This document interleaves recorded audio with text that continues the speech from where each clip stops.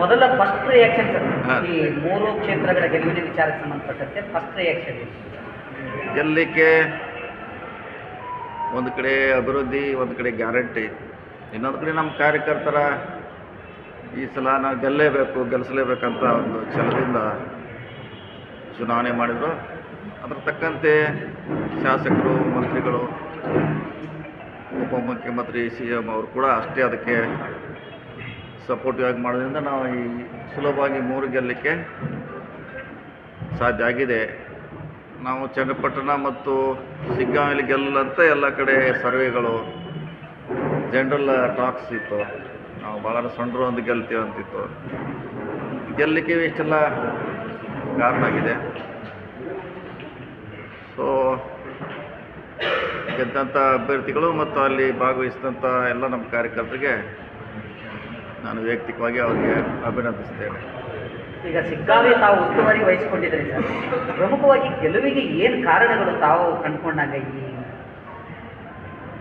ಕಾರಣ ನಾವು 5 ಸಲ ಯಾಕೆ ಸೋತೀವಿ ಅಂದರೆ ಅಲ್ಲಿ ಲೀಡರ್ಶಿಪ್ ಕೊರತೆ ಇತ್ತು ರೀ, ಬಣ್ಣದ್ದು. ಮತ್ತು ನಮ್ಮ ಅಭ್ಯರ್ಥಿಗೆ ಲೀಡರ್ಶಿಪ್ಪು ತೆಗೆದುಕೊಳ್ಳಿಕ್ಕೆ ಕೊನೆಗಳಿಗೆಲ್ಲಿಗೆ ಅಸಾಧ್ಯ ಆಗ್ತಾಯಿತ್ತು. ಅಲ್ಲಿ ಹಿಂದೂ ಮುಸ್ಲಿಂ ಅನ್ನೋ ಭಾವನೆ ಕೂಡ ಅಲ್ಲಿ ಪ್ರತಿ ಚುನಾವಣೆಯಲ್ಲಿ ಅದೇ ಪ್ರಮುಖ ಪಾತ್ರ ವಹಿಸ್ತಾ ಇತ್ತು. ನಾವು ಅಲ್ಲಿ ಆಮೇಲೆ ನಮ್ಮ ಶಿವಾನಂದ ಪಾಟೀಲ್ ಅವರು, ಮಾಣೆ ಅವರು, ಅನೇಕ ನಾಯಕರಲ್ಲಿ ನಾವು ಫ್ರಂಟ್ ಲೈನಲ್ಲಿ ಬರೋದ್ರಿಂದ ಹಿಂದೂ ಮುಸ್ಲಿಂ ಅನ್ನೋದು ಭಾಳ ದೂರಾಗಿ ಅದು ಕಾಂಗ್ರೆಸ್ ಕ್ಯಾಂಡಿಡೇಟು, ಅಹಿಂದ ಕ್ಯಾಂಡಿಡೇಟ್ ಅನ್ನೋ ಭಾವನೆ ಬರೋದ್ರಿಂದ ನಾವು ಗೆಲ್ಲಕ್ಕೆ ಸಾಧ್ಯತೆ. ಮತ್ತು ವಿಶೇಷವಾಗಿ ಅಹಿಂದ ಓಟ್ ಇಲ್ಲಿವರೆಗೆ ಚದುರಿ ಹೋಗ್ತಾಯಿತ್ತು, ಹೆಚ್ಚು BJP ಪಾಲಾಗ್ತಿತ್ತು. ಈ ಸಲ 70% ಅಹಿಂದ ವರ್ಗ ಕಾಂಗ್ರೆಸ್ ಪರವಾಗಿ ಬರೋದ್ರಿಂದ ನಾವು ಗೆಲ್ಲೋದು ಭಾಳ ಸುಲಭವಾಗಿ ಗೆಲ್ಲಲಿಕ್ಕೆ ಸಾಧ್ಯ ಆಗಿದೆ. ಮಾಜಿ ಮುಖ್ಯಮಂತ್ರಿ ಮಗ ಆ ಮಗನನ್ನು ಕೊಲಿಸಿದಂಥ ಕೀರ್ತಿ ನಿಮಗೆ ಸಲ್ಲುತ್ತೆ. ಯಾಕಂತಂದರೆ ಅನೇಕ ದುಡ್ಡಿದಂಥವರು ದುಡ್ಡಿನ ಒಂದು ಹೊಳೆನೇ ಹರಿದಿತ್ತು. ಆ ಕ್ಷೇತ್ರದಲ್ಲಿ ಯಾವ ಥರ ಸ್ಟ್ರಾಟಜಿ ಮಾಡಿರ್ತಾವೆ? ಅದೇ ಹೇಳೋದಲ್ಲ, ಅಹಿಂದ ವರ್ಗು ನಮ್ಮಿಂದ ದೂರ ಇತ್ತು ಇಲ್ಲಿವರೆಗೆ. ಅಹಿಂದ ವರ್ಗ ನಮ್ಮ ಕಡೆ ಬಂತು. ಹಿಂದೂ ಮುಸ್ಲಿಮ್ ಅನ್ನೋ ಭಾವನೆ ಅವ್ರು ಮಾಡ್ಲಿಕ್ಕೆ ಪ್ರಯತ್ನ ಮಾಡಿದ್ರು. ಕಡ್ಕೊಳ್ಳಿ ಇನ್ಸಿಡೆಂಟ್ ಇರ್ಬೋದು, ವಕ್ಫ್ ಆಸ್ತಿ ಬಗ್ಗೆ ಮಾಡ್ಲಿಕ್ಕೆ ಪ್ರಯತ್ನ ಮಾಡಿದ್ರು. ಪ್ರತಿ ಚುನಾವಣೆ ಮಾಡ್ತಿರೋ ಸಕ್ಸಸ್ ಆಗ್ತಿದ್ರು. ಈ ಸಾರಿ ಅದು ಸಕ್ಸಸ್ ಮಾಡಲಿಕ್ಕೆ ನಮ್ಮ ಕಾರ್ಯಕರ್ತರು ನಾವು ಅವಕಾಶ ಮಾಡಿಕೊಡಲಿಲ್ಲ. ಹೀಗಾಗಿ ಗ್ಯಾರಂಟಿ ಕೂಡ ಭಾಳಷ್ಟು ಕೈ ಹಿಡ್ದಿದೆ. ಸೊ ಒಳ್ಳೆಯ ಸರ್ಕಾರ ಇದೆ ಅನ್ನೋದು ಕೂಡ ಭಾವನೆ ಜನರಲ್ಲಿದೆ. ಅದನ್ನು ಕಾರ್ಯಕರ್ತರ ಮೂಲಕ ಮತದಾರರಿಗೆ ಮೂಡಿಸುವಂಥ ಪ್ರಯತ್ನ ಮಾಡಿದ್ವಿ. ಆರಂಭಿಕ ಲೆಕ್ಕಾಚಾರ ಬೇರೆ ಸರ್. ಫಸ್ಟ್ 3 ಕ್ಷೇತ್ರದಲ್ಲಿ 2 ಕ್ಷೇತ್ರ BJP ಬರ್ತದೆ, ಒಂದು ಕಾಂಗ್ರೆಸ್ ಬರ್ತದೆ. ಏನು ಆ್ಯಕ್ಚುಲಿ ಅದೇ ಇಲ್ಲ, ನಾವು ಓನ್ಲಿ ಸೊಂಡ್ರು ಮಾತ್ರ ಗೆಲ್ತೀವಿ ಅಂತಿತ್ತು. ಅದ್ರಾಗಂತೂ ನಾವು ಸಿಗ್ಗಾವಂತಿ ಯಾವ ಕಾಲಕ್ಕೆ ಗೆಲ್ಲಲ್ಲ ಅನ್ನೋ ಎಲ್ಲರ ಭಾವನೆ. ಯಾಕೆಂದ್ರೆ ಅಲ್ಲಿ ಒಬ್ಬರು ಮುಸ್ಲಿಂ ಕ್ಯಾಂಡಿಡೇಟ್ ಇರೋದ್ರಿಂದ ಭಾವನೆ ಹಾಗೆ ಆಗ್ತಾಯಿತ್ತು. ಹಿಂದೂ ಮುಸ್ಲಿಂ ಆಗುತ್ತೆ, ಮುಸ್ಲಿಂ ಗೆಲ್ಲೋಲ್ಲ ಅನ್ನೋ ಭಾವನೆ ನಮಗೆ ಎಷ್ಟೋ ಜನ ಕೇಳಿದ್ರು.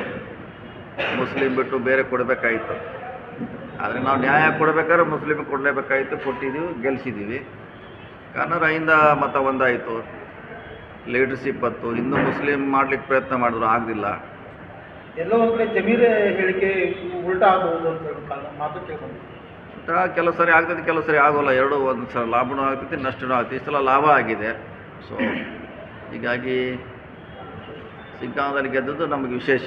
ಸರ್, ಈಗ ಅಹಿಂದ ವರ್ಗದ ಮತಗಳನ್ನು ಕಾಂಗ್ರೆಸ್ನಂತ ತೆಗೆದುಕೊಂಡು ಬರಲಿಕ್ಕೆ ಏನೆಲ್ಲ ತಾವು ತಂತ್ರಗಾರಿಕೆ ಮಾಡಿದ್ರಿ? ಯಾಕಂತಂದ್ರೆ ದಿಢೀರಂತೆ ಕೇವಲ 15 ದಿವಸ ಅಂತರದಾಗ ಹೋದ್ರಿ, ದಿಢೀರ್ ಅಂತೇಳಿ ಇಡೀ ಫಲಿತಾಂಶವನ್ನ ಉಲ್ಟಾ ಮಾಡಿದ್ರಿ. ಏನು ಅಂತದ್ದು ಮ್ಯಾಜಿಕ್ ಮಾಡಿದ್ರಿ ಅಂತ ಅಲ್ಲಿ? ನೋಡಿ, ಚುನಾವಣೆ ಅದು ಆಯುರ್ವೇದಿಕ್ ಔಷಧಿ ಇದ್ದಾಗ ಎಲ್ಲನೂ ಹೇಳಲಿಕ್ಕೆ ಆಗೋಲ್ಲ. ನಾವು ಹೆಂಗೆ ಗೆದ್ದಿ ಏನು ಗೆದ್ದಿ ಪೂರ್ತಿ ಹೇಳಿದ್ರೆ ಮತ್ತು ನಮ್ಮ ನೆಕ್ಸ್ಟ್ ಅವರೇ ಅದನ್ನ ಮಾಡ್ತಾರೆ. ಈ ಸಿಗ್ಗಾಂವ ಚುನಾವಣೆ ಅಂದರೆ ಆಯುರ್ವೇದಿಕ್ ಹಳೆ ಅಂಗಡಿ ಇರಲ್ಲ, ಆ ಡಬ್ಬಾಗದಾಗ ಒಂದು ಕೈ ಹಾಕ್ತಾನೆ, ಈಗ ಕೊಡ್ತಾನೆ, ಜಡಿ ತೆಗಿತಾನೆ, ಇದು ತೆಗೆದು ಕುಟ್ಟಿ ಕೊಡ್ತಾನೆ. ಹಂಗಿದು ಸಿಗ್ಗಾಂವ ಚುನಾವಣೆ ಆಯುರ್ವೇದಿಕ್ ಔಷಧ ಕೊಟ್ಟಿದ್ದು ಏನೇನು ಜೋಡಿಸಿವ ಅಂತ ಹೇಳಲಿಕ್ಕೆ ಆಗೋಲ್ಲ.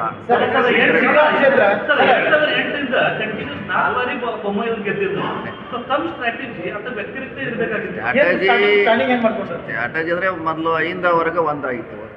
ಇಲ್ಲಿವರೆಗೆ ಅಹಿಂದ ವರ್ಗ 70% ಬೊಮ್ಮಾಯಿಯವ್ರ ಪರ ಕೆಲಸ ಮಾಡ್ತಿತ್ತು. ಈ ಸಾರಿ ಸಿಂಪಲ್ ಆಗಿ 70% ನಮ್ಮ ಪರ ಕೆಲಸ ಮಾಡಿದೆ. ಇನ್ನು ಕೆಲವರು ಸ್ಟ್ರಾಟಜಿ ಮಾಡಿದೀವಿ, ಅದೆಲ್ಲ ಆಯುರ್ವೇದಿಕ್ ಔಷಧಿದಾಗ ಹೇಳಲಿಕ್ಕೆ ಆಗೋಲ್ಲ. ಅದು ಏನು ಮಾಡೋದು ಅಂತ ಸೀಕ್ರೆಟ್ ಅದು. ಸರ್, ಈಗ ಈ ಗೆಲುವಿನಿಂದ ಉತ್ತರ ಕರ್ನಾಟಕ ಭಾಗದಲ್ಲಿ ಸತೀಶ್ ಜಾರಕಿಹೊಳಿ ಅವರು ಮತ್ತೊಮ್ಮೆ ಪವರ್ಫುಲ್ ನಾಯಕರು ಅಂತ ಎಸ್ ಡೆಫಿನೆಟ್ಲಿ. ನಮ್ಮ ಮನೆ ಚಿಕ್ಕೋಡಿ ಕೂಡ ಗೆಲ್ಲಿಸ್ತೀವಿ, ಲೀಡರ್ಶಿಪ್ ಬಂತು. ಇದನ್ನು ಕೂಡ ಇಡೀ ರಾಜ್ಯ ನೋಡ್ತಾ ಇತ್ತು. ಇವರಿಗೆ ಸೀರಿಯಸ್ ಆಗಿ ಎಲೆಕ್ಷನ್ ಮಾಡಿದ್ದಾರೆ, ಮಾಜಿ ಮುಖ್ಯಮಂತ್ರಿ ಗೆಲ್ಲಿಸ್ತಾರ. ಅದು ಮಾಜಿ ಮುಖ್ಯಮಂತ್ರಿ ಪ್ರಬಲ ಜಾತಿ ವಿರೋಧ ಎಲೆಕ್ಷನ್ ಮಾಡ್ತಿದ್ದಾರೆ. ಭಾಳಷ್ಟು ಚಾಲೆಂಜ್ ನಮಗೂ ಇತ್ತು. ನಾವು ಕೂಡ ಗೆಲ್ತೀವಿ ಅಂತ 100ಕ್ಕೆ 100 ವಿಶ್ವಾಸ ಇತ್ತು. ಅಲ್ಲಿ ಕಾರ್ಯಕರ್ತರೆಲ್ಲ ಕೂಡಿ ಗೆಲ್ಲಿಸಿದ್ದಾರೆ. ಸೊ ಅದೆಲ್ಲ ಶ್ರೇಯಸ್ ಕೂಡ ಸ್ಥಳೀಯ ಕಾರ್ಯಕರ್ತರಿಗೆ ಹೋಗಬೇಕು.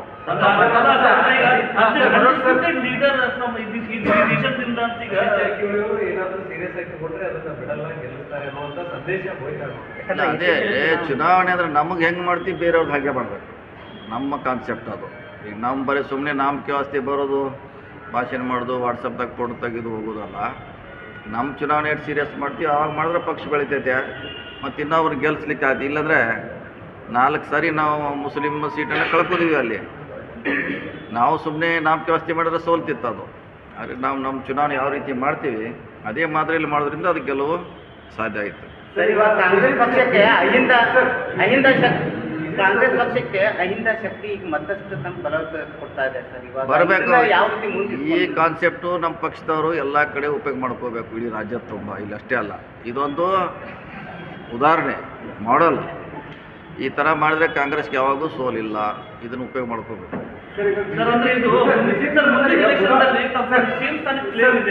ಮುಂದಿನ ಎಲೆಕ್ಷನ್ದಲ್ಲಿ ಇದು ಸ್ಟ್ರೆಂಥನ್ ಆಯಿತು ಅಂತ ಸ್ಟ್ರೆಂಥನ್ ಆಯ್ತಲ್ಲ. ಮುಸ್ಲಿಮರನ್ನ ಇಡೀ ಅವ್ರಿಗೂ ಒಂದು ಸಂದೇಶ ಹೋಯಿತು, ನಾವು ಗೆಲ್ತೀವಿ, ಎಲ್ಲರೂ ಮನಸ್ಸು ಮಾಡಿ ನಮ್ಗೆ ಗೆಲ್ಲಿಸ್ಬೋದು ಅನ್ನೋ ಒಂದು ಸಂದೇಶ ಹೋಯ್ತು. ಇಲ್ಲಿವರೆಗೆ ಅವರು ಒಂಥರ ನೆಗೆಟಿವ್ ಆಗಿದ್ರು, ನಮ್ಮನ್ನ ಯಾರೂ ಸಪೋರ್ಟ್ ಮಾಡೋಲ್ಲ, ಚುನಾವಣೆಯಲ್ಲಿ ನಿಲ್ಲಿಸ್ತಾರ, ಹೋಗಿಬಿಡ್ತಾರ, ಸೋಲ್ತೀವಿ, ಅಲ್ಲಿ ಹಿಂದೂ ಮುಸ್ಲಿಮ್ ಆಗ್ತದೆ, ಏನೇನಾರು ಆಗ್ತದೆ. ಈ ಸಾರಿ ಆಗಕ್ಕೆ ಬಿಡಲಿಲ್ಲ ನಾವು. ಸೊ ಮುಸ್ಲಿಂ ಸಮಾಜದಲ್ಲಿ ಕೂಡ ಇದೊಂದು ಸಂದೇಶ ಹೋಗಿದೆ.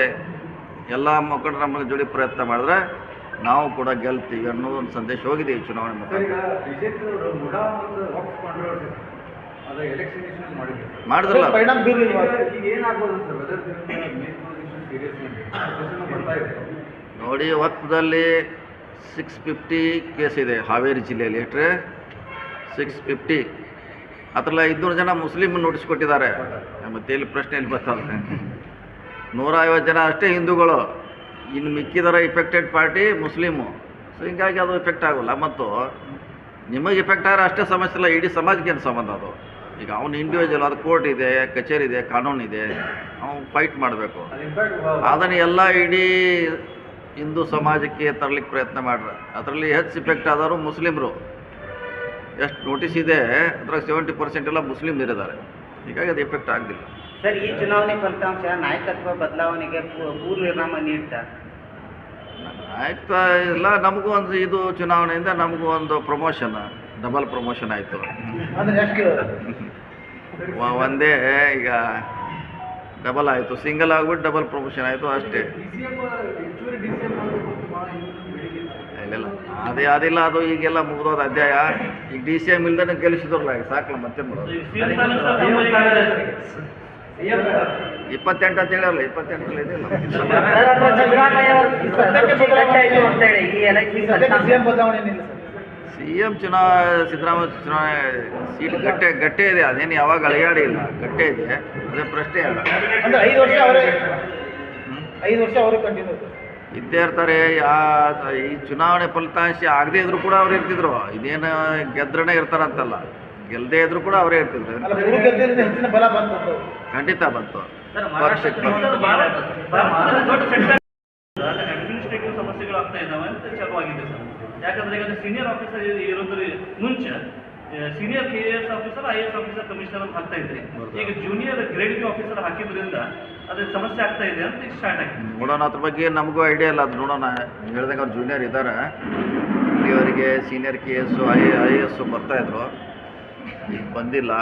ಅದ್ರ ಬಗ್ಗೆ ನೋಡಿ, ನಾವು ಗಮನ ಹರಿಸಿಲ್ಲ. ಚುನಾವಣೆ ಇರೋದ್ರಿಂದ ಸರಿ ಗಮನ ಹರಿಸ್ತೀವಿ. ಅಸೆಂಬ್ಲಿ ಸಿದ್ಧತೆ, ಅಧಿವೇಶನ ಸಿದ್ಧತೆಗಳು ಈಗ ಸಾಯಂಕಾಲ ಮೀಟಿಂಗ್ ಕರೆದಿದ್ದೀವಿ DC ನೇತೃತ್ವದಲ್ಲಿ 5:00ಗೆ.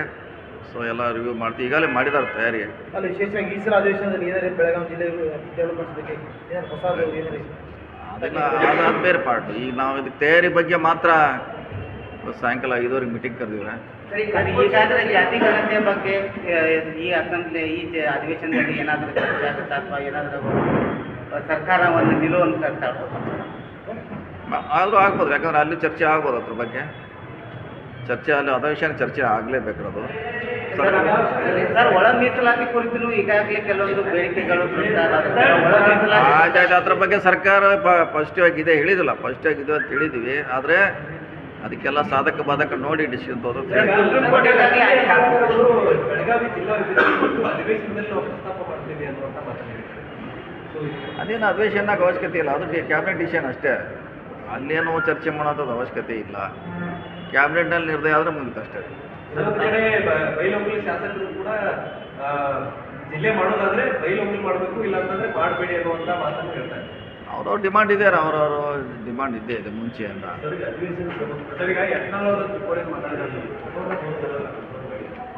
ಇನ್ನು ಅವ್ರಿಗೆ ಆಹ್ವಾನ ಕೊಟ್ಟಿದ್ದಾರೆ.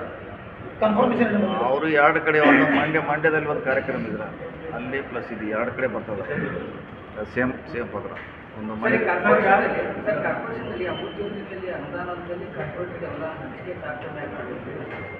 ಮಾಡೇ ಮಾಡ್ತಾರೆ ಅವ್ರು. ಮುಂಚೆಯಿಂದ ಮಾಡ್ಯಾರ, ಈಗೂ ಮಾಡ್ತಾರೆ ಅವ್ರು. ನಮ್ಗೆ ವಿರೋಧ ಪಕ್ಷದ ಹಣ ಭಾಳ ಕಡಿಮೆ ಕೊಡ್ತಾರೆ, ಕೊಡೋಲ್ಲ ಒಂದು ಸಾರಿ ಅವ್ರು ಮಾಡ್ತಾರೆ. ಅದಕ್ಕಾಗಿ ನಾವು ಡೈರೆಕ್ಟಾಗಿ ಅವ್ರು ಗೌರ್ಮೆಂಟಿಂದ ಫಂಡ್ ಕೊಡ್ಸಿದ್ದೀವಿ. ಸರ್,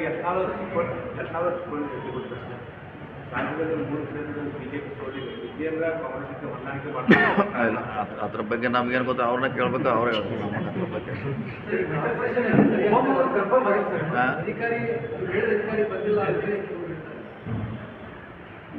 ಅವ್ರಿಗೆ ಡಿಪಾರ್ಟ್ಮೆಂಟ್ ಅವ್ರು ಹಾಕ್ಯಾರ ಅವ್ರು, ಅದಕ್ಕೆ ನಾವೇ ಹೇಳಿದವ್ರು ಆಗ್ಬೇಕಂತೇಳಿ. ನಾವೇನು ಅಂಥವ್ರೆ ಬೇಕಂತ ಹೇಳೋಲ್ಲ. ತಾವು ಜಿಲ್ಲಾ ಉಸ್ತುವಾರಿ ಸಚಿವರು ಅಧಿಕಾರಿಯ ವರ್ಗಾವಣೆಯಲ್ಲಿ ತಮ್ಮ ಮಾತು ನಡಲಿಲ್ಲ ಅಂತಂದ್ರೆ ಸರ್ಕಾರದಲ್ಲಿ ಪ್ರಭಾವಿ ನಾಯಕರು ತಾವು ಹೆಂಗೆ ಈಗ ತನ್ನ ಇಲಾಖೆ ಮಂತ್ರಿ ತನಗೆ ಬೇಕಾದ ಹಾಕಿದಾನೆ, ಅವ್ರು ನಾವೇನು ಮಾಡೋದು ಅದಕ್ಕೆ? ಅಭಿವೃದ್ಧಿ ಆಗಬೇಕಿತ್ತು ಬೆಳಗಾವಿ. ಅದು ನೀವು ಬಂದಾಗ ಕೇಳ್ರಿ ಅವ್ರನ್ನ, ಹೆಂಗೆ ಜೂನಿಯರ್ ನಾಯಕರು ನೀವು ಹಿಡ್ಕೊರ್ಲ, ಅವ್ರು ಬರ್ತಾರೆ ಹಿಡ್ಕೊರಿ ಅವ್ರನ್ನ. ಅಧಿಕಾರಿಗಳ ಕಳಿಸೋ ವಿಚಾರದಲ್ಲಿ ಇವತ್ತು ಎಲ್ಲೂ ಗಣನೆ ವರ್ಗಾವಣೆ ದಂಧೆ ಜೋರು ಹೊಡೆದಿದೆ ಎಂದು ಮಹಾನಗರ ಪಾಲಿಕೆ ಸರಿ ನೋಡೋಣ ಅದ್ರ ಬಗ್ಗೆ. ಅದೇ ಈಗ ಮೊನ್ನೆ ಟ್ರಾನ್ಸ್ಫರ್ ಮಾಡಿದಾರಂತ ಭಾಳಷ್ಟು ಜನಕ್ಕೆ ಚರ್ಚೆ ಮಾಡೋಣ. ಈಗ ಅವ್ರ ಮಂತ್ರಿಗಳು ಅವ್ರು ನೇರವಾಗಿ ಒಳ್ಳೆಯ ಅಧಿಕಾರಿಗಂತ ಹಾಕಿದ್ದಾರೆ. ಯಾರ ಗಮನಕ್ಕೂ ತರಲಾರ್ದೇ ಅಧಿಕಾರಿಗಳೇ ತಮ್ಮಷ್ಟಕ್ಕೆ ತಾವೇ ವರ್ಗಾವಣೆ ಮಾಡಿದ್ದಾರೆ ಅಂತ ಹೇಳಿ ಒಂದೊಂದು ಸರಿ ಆಗ್ತಾವೆ, ಅವ್ರವ್ರ ಇಲಾಖೆ ನೇರವಾಗಿ ಹಾಕ್ತಾರೆ. ಇದೇನು ಹೊಸದೇನಲ್ಲ. ಅದ್ರ ಬಿಟ್ಟು ಕಮಿಷನರ್ ಲೆವೆಲ್ ಆಫೀಸರ್ ಜಿಲ್ಲಾ ಉಸ್ತುವಾರಿ ಸಚಿವರಿಗೆ ಗಮನಕ್ಕೆ ತರಲಾರ್ದು ಜೂನಿಯರ್ ಆಫೀಸರ್ ಆಗ್ತಾರೆ. 46 ಜನ ಏನು ನಡೆದಿದೆ ಅಂತ ನೀವು ಅವ್ರು ಬರ್ತಾರೆ, ಅವ್ರು ಕೇಳಿ. ಈಗ ನಾಳೆ ಬರ್ತಾರೆ, ನಾಳೆ ಬಂದಾಗ ಕೇಳಿ ಅವ್ನು ಯಾಕೆ ಹಾಕಿರತ್ತ ಅವ್ನು. ಈಗ ಅವ್ರು ಉತ್ತರ ಹೇಳ್ಬೇಕು, ನಾವು ಉತ್ತರ ಹೇಳೋಕ್ಕಾಗಲ್ಲ. ನಮಗೆ ಅಧಿಕಾರ ಅದು ಅಷ್ಟೇ ನೋಡೋರು ನಾವು. ಸರ್, ಬೆಳಗಾವಿಯಲ್ಲಿ ನಡೆದಿರುವಂಥ ಕಾಂಗ್ರೆಸ್ ಅಧಿವೇಶನ 100 ವರ್ಷ ಕಳೆದಿದೆ ಸರ್. ಡಿಸೆಂಬರ್ನಲ್ಲಿ ಕಾರ್ಯಕ್ರಮ ಮಾಡ್ತಾ ಇದ್ದಿಲ್ಲ, ಯಾವ ರೀತಿ ನಿರ್ವಹಿಸ್ತಾರೆ? ಸರ್ಕಾರ ಕೂಡ ಕಾರ್ಯಕ್ರಮ ಮಾಡ್ತಾ ಇದೆ. ಅದಕ್ಕೆ ಒಬಾಮ ಅವ್ರು ಬರ್ತಾ ಇದ್ದಾರೆ. ಈಗಾಗಲೇ ಮೊನ್ನೆ HK ಪಾಟೀಲ್ ಅವ್ರು ಬಂದು ಒಂದು ಸಭೆ ಮಾಡಿ ಹೋಗಿದ್ರಲ್ಲ. ಅಧಿವೇಶನ ಒಳಗೆ ಮಾಡ್ತಾರೆ ಅಥವಾ ಅಧಿವೇಶನ ಮುಗಿದ ನಂತರ ಹೆಂಗಾಗುತ್ತೆ? ಇಲ್ಲ, ಅದು ಫಿಕ್ಸ್ ಮಾಡಬೇಕು ಅವರು. HK ಪಾಟೀಲ್ ಅವರು ಅಧ್ಯಕ್ಷದಾರ, ಅವ್ರು ಫಿಕ್ಸ್ ಮಾಡಬೇಕು.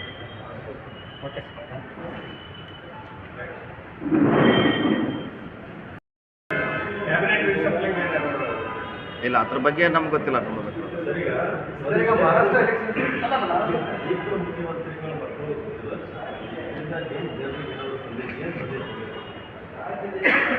ನೋಡಿ, ಅದು ಅದೇ ಹೇಳಲ್ಲ, ಈಗ ಭಾಳ ದಿವಸದಿಂದ ನಡೀತಾ ಇತ್ತು. ಅಲ್ಲಿ ಲೀಡರ್ಶಿಪ್ ಸೋಲಿಕ್ಕೆ ಲೀಡರ್ಶಿಪ್ ಕೊರತೆ. ನಾವು ಟಿಕೆಟ್ ಕೊಡೋದು ಕೊನೆಗಳಿಗೆ ಅಲ್ಲಿ. ಸೊ ಕಳೆದ ಸಾರಿ ಪಟಾಣ್ ಅವ್ರು ಸೋತರು ಕೂಡ 1.5 ವರ್ಷ ಅವರು ಕಾನ್ಸ್ಟಿಟ್ಯೂನ್ಸಿಲೇ ಉಳಿದ್ರು. ಸೊ ನಾವು ಗೆಲ್ಲಲಿಕ್ಕೆ ಇನ್ನೊಂದು ಅಡ್ವಾಂಟೇಜ್ ಅಂದರೆ ಕಾರ್ಯಕರ್ತರ ಜೊತೆ ಉಳಿದ್ರು. 2 ಕಡೆ ನಾವು ಪಟ್ಟಣ ಪಂಚಾಯತಿಗೆ ಗೆದ್ದಿವಿ, ಸವಣೂರು ಮತ್ತು ಬಂಕಾಪುರ. ಮತ್ತು ನಮ್ಮ ಕಾರ್ಯಕರ್ತರ ಆಗೋಗಳ ಬಗ್ಗೆ ಪ್ರತಿ ದಿವಸ ಅವ್ರ ಜೊತೆ ಇರ್ತಾಯಿದ್ರು, ಪಕ್ಷಿ ಜೊತೆ ಸಂಬಂಧ ಇಟ್ಟಿದ್ರು. ಸೊ ಹೀಗಾಗಿ ಅವ್ರಿಗೆ ಟಿಕೆಟ್ ಕೊಡೋದ್ರಿಂದ ಅದು ಅನುಕೂಲ ಆಯಿತು. ಸರ್, ಸ್ಟಾರ್ಟಿಂಗಲ್ಲೇ ಪಠಾಣ ಬಂಡಾಯ ಇದ್ದಿದ್ರು, ಅವ್ರು ಹೆಂಗೆ ಮನವೊಲಿಸಿದ್ರು? ನೋಡಿ, ಯಾಕಂದರೆ ಖಾದ್ರಿ ಖಾದ್ರಿ ಅವರು ಪ್ರಯತ್ನ ಮಾಡಿದ್ರು. ಅವರು ಎಲ್ಲರೂ ಅವ್ರ ಸಮುದಾಯದವರು, ಪಕ್ಷದ ಮುಖಂಡರು ಅವ್ರಿಗೆ ನೀವು ನಿಲ್ಲಿದ್ರಿಂದ ನಮ್ಗೆ ಕಷ್ಟ ಆಗ್ತೈತೆ, ನೀವು ಸೋಲ್ತೀರ ನಾವು ಸೋಲ್ತೀರ ಅಂತ ಸಂದೇಶ ಹೇಳಿದ್ರು ಅವ್ರಿಗೆ. ಹೀಗಾಗಿ ಅವ್ರ ಮನವೊಲಿಸ್ಲಿಕ್ಕೆ ಅವ್ರ ಮುಖಂಡರು ಎಲ್ಲ ಮುಸ್ಲಿಂ ಮುಖಂಡರು ಸೊ ಯಶಸ್ವಿ ಆದರು. ಸೊ ಅವ್ರ ಮಾತಿಗೆ ಅವ್ರ ಬೆಲೆ ಕೊಟ್ಟು ವಾಪಸ್ ತಗೊಂಡು. ಸರ್, ಸೆಟ್ಬ್ಯಾಕ್ ಆಗಿದೆ ಕಾಂಗ್ರೆಸ್ ಅಲಯನ್ಸ್ಗೆ. ಅದನ್ನು ಹೇಗೆ ತಗೋತಾ ಇದ್ದೀರಿ ಪಾಯಿಂಟ್? ಈ ಮಷಿನ್ ಇರೋವರೆಗೆ ಇದು ಹಿಂಗೆ ಸಮಸ್ಯೆ ಇರೋದಾರೆ ಎಲ್ಲ ಕಡೆ. ಮಷಿನ್ ಎಲ್ಲಿವರೆಗೆ ಹೋಗ್ತೈತಿ ಅಲ್ಲಿವರೆಗೆ ಇದು ಗಿವ್ ಆ್ಯಂಡ್ ಟೇಕ್, ಒಂದು ನಮಗೆ ಕೊಟ್ಟರು ಒಂದು ದೊಡ್ಡದವ್ರು ತೊಗೊಂಡ್ರು, ಹಿಂಗಾಗಿ ಇರೋದೇ ಎಲ್ಲ. ಮಷೀನಲ್ಲಿ ಪಾರ್ಟಿ ನಾವು ಸರ್ ಈಗ ಜಾರ್ಖಂಡ್ ಪರವಾಗಿ ಸಿಗ್ಗಾಂವ್ ನಮ್ಮ ಸ್ಟೇಟ್ ಭಾಳ ಮುಖ್ಯ ಇತ್ತು. ಸಿಗ್ಗಾಂವ್ ಬಿಟ್ಟು ನಮ್ಗೆ ಭಾಳ ಮುಖ್ಯ ಇತ್ತು. ಸರ್ ಜಾರ್ಖಂಡ್ನು ತಾವು ಇದನ್ನು ನೋಡಿ ಕಾಂಗ್ರೆಸ್ಸಿಗೆ ಒಂದು ಗೆಲುವಿನ ಆದಿತ್ತಂತೆ, ಅದ್ರ ಕಡೆ ಯಾವ ರೀತಿ ನೋಡ್ತಾರೆ ನೋಡಿ? ಈಗಾಗಲೇ ಅದ್ರ ಬಗ್ಗೆ ಮಷಿನ್ ಬಗ್ಗೆ ಇಡೀ ರಾಷ್ಟ್ರ ತುಂಬ ಸಮಸ್ಯೆ ಇದೆ, ಅದ್ರ ಬಗ್ಗೆ ಡೌಟ್ಫುಲ್ ಇದೆ. ಅದು ಸರಿಯಾಗುವವರೆಗೆ ಇದು ಆರೋಪ ಅದ್ರ ಮ್ಯಾಗ ಇದ್ದೇ ಇರೋದು ಯಾವಾಗಲೂ. ಸಂಜಯ್ ರಾವುತ್ ಅವರು ಸ್ಟೇಟ್ಮೆಂಟ್ ಕೊಟ್ಟಾರೆ ಮಹಾರಾಷ್ಟ್ರ ಎಲೆಕ್ಷನ್ಸ್ EVMs ಎಸ್ 100% ಆ ಥರದ್ದು ಸಮಸ್ಯೆ ಇದ್ದೇ ಇದೆ, ಇಲ್ಲದೆ ಇದ್ರೆ ಹಿಂಗೆ ಆಗ್ಲಿಕ್ಕೆ ಸಾಧ್ಯ ಇಲ್ಲ. ಅಂದ್ರೆ EVM ಇದ್ರ ಮೂಲಕ ಮಹಾರಾಷ್ಟ್ರದಲ್ಲಿ ಗೆಲುವು ಅಂತ ಎಸ್ ವಾಟ್ ಡಿಫರೆನ್ಸ್ ಯುವಿಎಂ ಇಂಟರ್ಪ್ರಿಟೇಷನ್ ತಮ್ಮ ಕನ್ವೀನಿಯನ್ಸ್ ಪ್ರಕಾರ ಕಾಂಗ್ರೆಸ್ ಅವ್ರು ಮಾಡ್ತಾರೆ ಅಂತ ಅಲಿಗೇಷನ್ ಮಾಡ್ತಾ ಇದೆ. ಕರ್ನಾಟಕದ ಗೆದ್ದಾಗ ಯುವಿಎಂ ಸರಿ ಇತ್ತು, ಈಗ ಸೋತಾಗ ಮಹಾರಾಷ್ಟ್ರ ಯುವಿಎಂ ಅಂತ ಕೇಳ್ತಾವ. ನೋಡಿ, ಆ ಥರ ಗಿವ್ ಆ್ಯಂಡ್ ಟೇಕ್ ಇದೆ. ಒಂದು ಕಡೆ ಕೊಡ್ತಾರೆ, ಒಂದು ಕಡೆ ಕಸ್ಕೊಳ್ತಾರೆ. ಹಂಗೆ ಎಲ್ಲಿ ಬೇಕು ಅಲ್ಲಿ ಅವ್ರು ಅಡ್ಜಸ್ಟ್ ಮಾಡ್ತಾರೆ. ಈಗ ಮೊನ್ನೆ ಜಮ್ಮು ನಮಗೆ ಕೊಟ್ಟರು, ಹರಿಯಾಣ ಅವ್ರು ತೊಗೊಂಡ್ರು. ಈಗ ಜಾರ್ಖಂಡ್ ನೀವು ತಗೊಳ್ಳಿ ಅಂತ ಹೇಳಿದ್ರು, ಬಾಂಬೆ ಅವ್ರು ತೊಗೊಂಡ್ರು. ಅಡ್ಜಸ್ಟ್ಮೆಂಟ್ ಅದರಲ್ಲೇ ಅಡ್ಜಸ್ಟ್ಮೆಂಟ್ ಇದೆ. ಮಹಾರಾಷ್ಟ್ರದ ಚುನಾವಣೆ ಈಗ ಮಹಾರಾಷ್ಟ್ರದ ಗೆಲುವನ್ನು ಬಿಜೆಪಿಯ ಗೆಲುವನ್ನು ಅದಾನಿ ಅವ್ರ ಗೆಲುವು, ಅದಾನಿ ಅವ್ರ ದುಡ್ಡಿನ ಗೆಲುವು ಅಂತಂದು ಉಲ್ಲೇಖ ಮಾಡ್ತಾ ಇದ್ದಾರೆ ಸರ್, ಚರ್ಚೆ ನಡೀತಾ ಇಲ್ಲ, ಅದ್ರ ಬಗ್ಗೆ ನಮಗೆ ಗೊತ್ತಿಲ್ಲ. ಅದ್ರ ಬಗ್ಗೆ ನನಗೆ ಐಡಿಯಾ ಇರುತ್ತೆ. ಸರ್ ಈಗ ಕಾರ್ಪೊರೇಷನ್ದಲ್ಲಿ